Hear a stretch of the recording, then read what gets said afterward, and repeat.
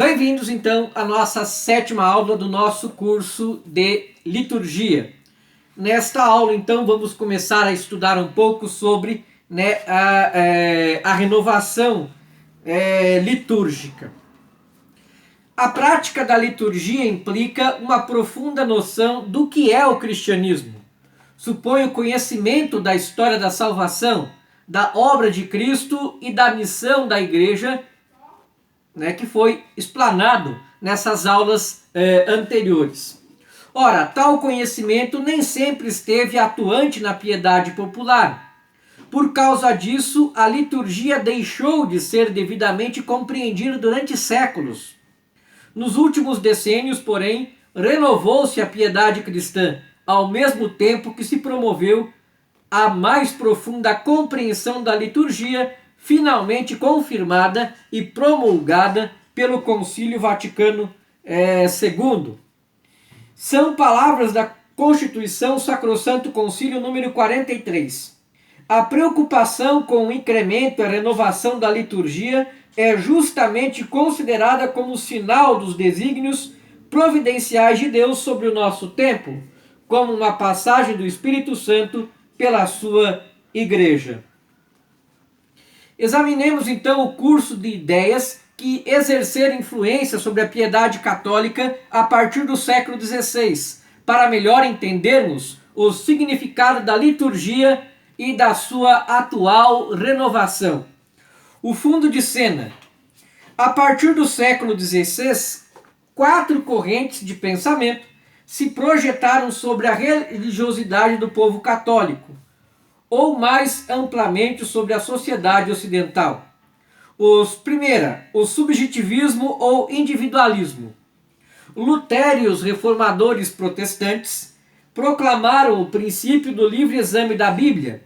Cada crente estaria habilitado a ler e interpretar as Escrituras segundo suas intuições pessoais, desligado da Igreja e da tradição. Isso deu origem a uma piedade marcadamente subjetiva ou inspirada por concepções particulares.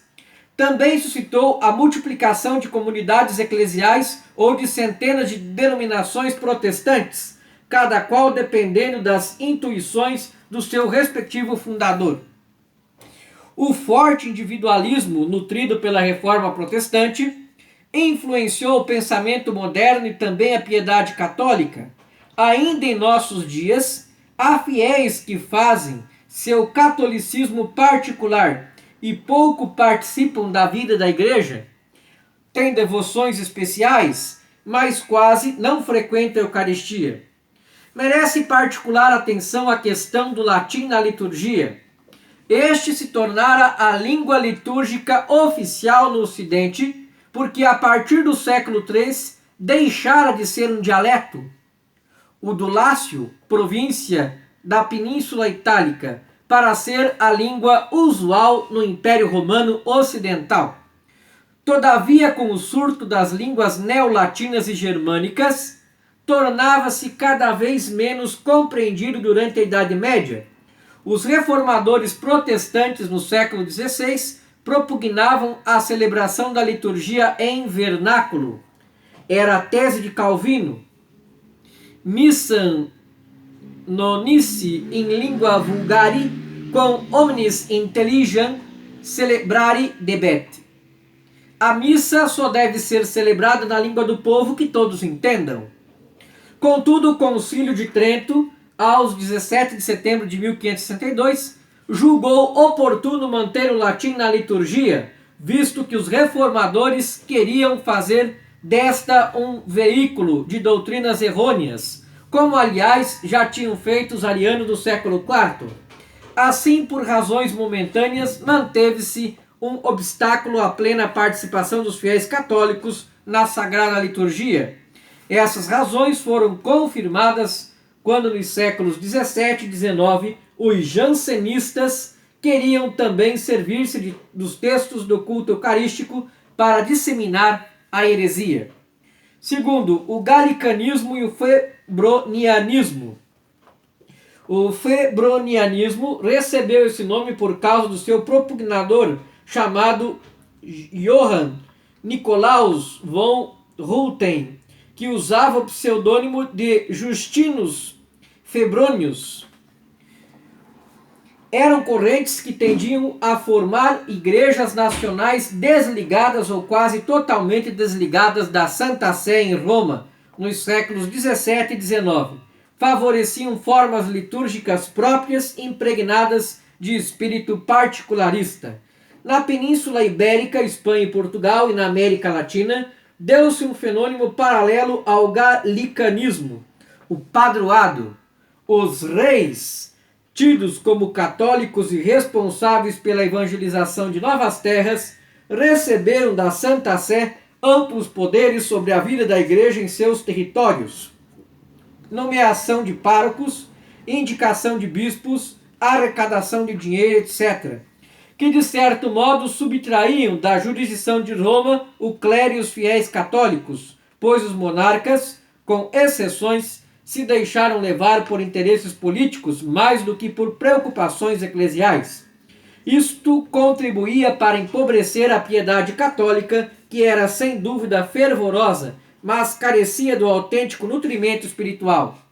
Nos séculos XVIII e XIX, o racionalismo, também dito iluminismo, na França, na Inglaterra, na Alemanha, na Áustria, na Itália, etc., infiltrou-se em escolas católicas e contribuiu para esvaziar, de certo modo, a teologia e a piedade.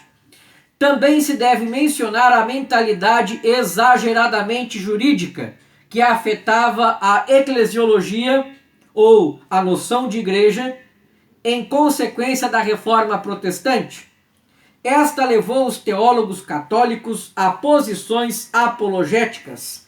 Preocupavam-se muito com a diferenciação de verdade e erro, ortodoxia e heresia, liceidade e iliceidade. Tal cuidado explica-se bem, pois era uma exigência decorrente da pregação protestante e dos erros racionalistas. Mas o fato é que a nota apologética e juridicista tornava a teologia e, consequentemente, a eclesiologia um tanto unilateral.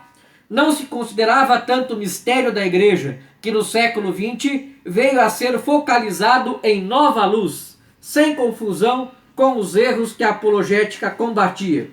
Sobre este fundo de cena, então, começou, em meados do século XIX, a sadia réplica de um renascimento teológico e litúrgico que foi conhecido, né, e chamado como história do movimento litúrgico, né, e empreendido então pelos monges beneditinos.